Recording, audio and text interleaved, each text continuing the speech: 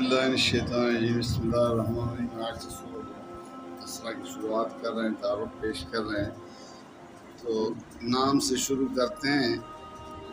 आयत नंबर 4 की फ़िक्र मक़दवैना इल्ला बनी इसराइल फ़िल किताब से माखूज़ है, मगर इसमें मौज़ूई बात बनी इसराइल में है, बल्कि ये नाम भी अक्सर कुरानी सूरतों की तरह सिर्फ इलामत के तौर पर रखा गया है।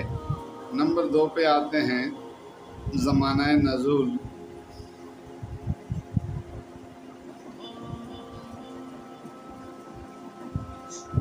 पहली ये आयत इस बात की निशानदेही कर देती है कि ये सूरत मेराज के मौके पर नाजिल हुई है। मेराज का वाक़या हदीस और सीरत के अक्सर रिवायात के मुताबिक हिजरत से 1 साल पहले पेश आया था, इसलिए ये सूरत भी इन्हीं सूरतों में से है जो मक्की दौर के आखिरी ज़माने में नाजिल हुई है। नंबर 3 पे आते हैं, पस मंज़र। इस वक्त नबी करीम सल्लल्लाहु अलैहि वसल्लम की तौहीद की आवाज़ बुलंद करते हुए 12 साल गुजर चुके थे।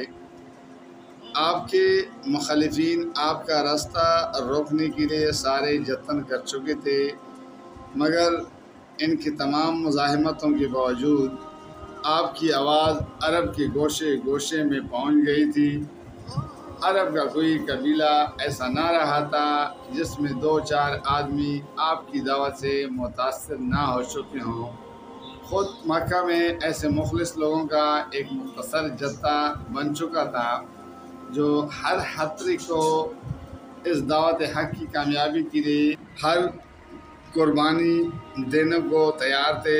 मदीना में ओस और हज़रज की ताकतवर कबीलों की बड़ी तादाद आपकी हामी बन चुकी थी।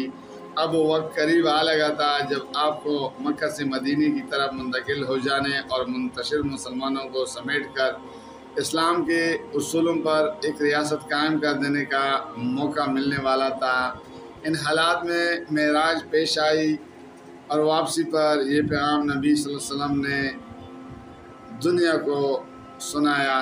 मौजू और मज़मून की तरफ आते हैं। इस सूरत में तनबीह, तफ़हीम और तालीम तीनों एक मुतनासिब अंदाज में जमा कर दी गई है। तनबीह कुफ़ार मक्का को की गई है कि बनी इसराइल और दूसरी कौमों की इंजाम से सबक लो और खुदा की दी हुई मोहलत के अंदर जिसके ख़त्म होने का ज़माना करीब आ लगा है, संभल जाओ और इस दावत को कबूल कर लो।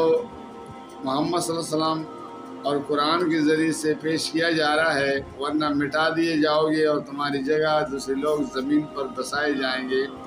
नीज़ ज़मनन बनी इसराइल को भी जो हिजरत के बाद अनकरीब ज़माने वही के मुखातिब होने वाले थे, तनबीह की गई है कि पहले जो सज़ाएँ तुम्हें मिल चुकी है इनसे इबरत हासिल करो, और अब जो मौका तुम्हें मोहम्मद सल्लल्लाहु अलैहि वसल्लम के बेअसत से मिल रहा है इससे फ़ायदा उठाओ।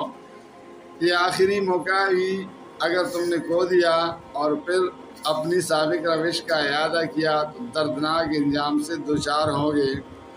तफ़हीम के पहलू में बड़े दिलनशीन तरीके से समझाया गया है कि इंसानी सआदत और शकावत और फलाह और इन शुबहात को रफ़ा किया गया है जो इन बुनियादी हकीकतों के बारे में कुफ़ार मक्का की तरफ से पेश किए जाते थे, और इस्तिदलाल के साथ बीच बीच में मनकुहीन को जहालतों पर ज़जर तौबीह भी की गई है। तालीम के पहलू में अखलाक और तमद्दन के वो बड़े बड़े उसूल बयान किए गए हैं जिन पर ज़िंदगी निज़ाम को कायम करना दावत मोहम्मद सल्लल्लाहु अलैहि वसल्लम के पेश नज़र था। ये गोया इस्लाम का मंशूर था जो इस्लामी रियासत के क़याम से 1 साल पहले अहले अरब के सामने पेश किया गया था। इसमें वाज़ेह तौर पर बताया गया है कि ये खाका है जिस पर मोहम्मद सल्लल्लाहु अलैहि वसल्लम अपने मुल्क की और फिर पूरी इंसानियत की ज़िंदगी को तामीर करना चाहते हैं।